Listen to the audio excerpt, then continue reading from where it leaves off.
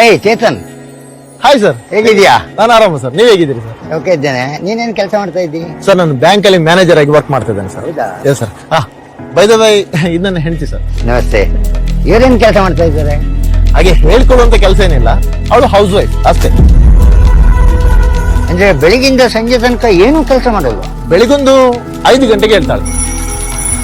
ತಿಂಡಿ ಮಾಡೋದಕ್ಕಿಂತ ಮುಂಚೆ ಮನೆಯನ್ನೆಲ್ಲ ಕ್ಲೀನ್ ಮಾಡ್ತಾಳೆ. ಮತ್ತೆ ಮಗನ ಎಬ್ಸಿ ಅವರನ್ನು ಶಾಲೆಗೆ ಹೊರಡಿಸಿ ಶಾಲೆಗೆ ಬಿಟ್ಟು ಬರ್ತಾಳೆ. ನಂತರ ಮಾರ್ಕೆಟ್ಗೆ ಹೋಗ್ತಾಳೆ. ಅಲ್ಲಿಂದ ಬಂದು ಮಧ್ಯಾಹ್ನದ ಊಟ ರೆಡಿ ಮಾಡ್ತಾಳೆ. ಬಟ್ಟೆ ಒಗಿತಾಳೆ. ಹೂ ಗಿಡಗಳಿಗೆಲ್ಲ ನೀರ್ ಹಾಕ್ತಾಳೆ. ಯಾಕಂದ್ರೆ ಅವಳಿಗೆ ಬೇರೆ ಏನ್ ಕೆಲಸ ಇಲ್ಲ ನೋಡಿ.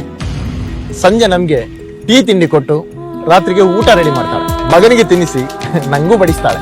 ನಂತರ ಪಾತ್ರೆಗಳನ್ನು ಕ್ಲೀನ್ ಮಾಡಿ ಮಗನಿಗೂ ಪಾಠ ಕಲಿಸ್ಕೊಟ್ಟು ಅವಳು ಮಲಗ್ತಾಳೆ. ಏನು ವಿಪರ್ಯಾಸ! ಬೆಳಿಗ್ಗಿಂದ ಸಂಜೆ ತನಕ ಕಷ್ಟಪಟ್ಟು ದುಡಿದ್ರು ಕೊನೆಗೆ ಹೇಳೋದು ಅವಳಿಗೆ ಏನು ಕೆಲಸ ಇಲ್ಲ ಅಂತ. ನನ್ನ ಪ್ರಕಾರ ಹೌಸ್ ವೈಫ್ ಆಗ್ಲಿಕ್ಕೆ ಯಾವುದೇ ಡಿಗ್ರಿ ಬೇಕಾಗಿಲ್ಲ. ಆದರೆ ಮನೆಯಲ್ಲಿ ಅವಳ ಸಾನ್ನಿಧ್ಯ ಬಹಳ ಮುಖ್ಯ ಆಗುತ್ತೆ.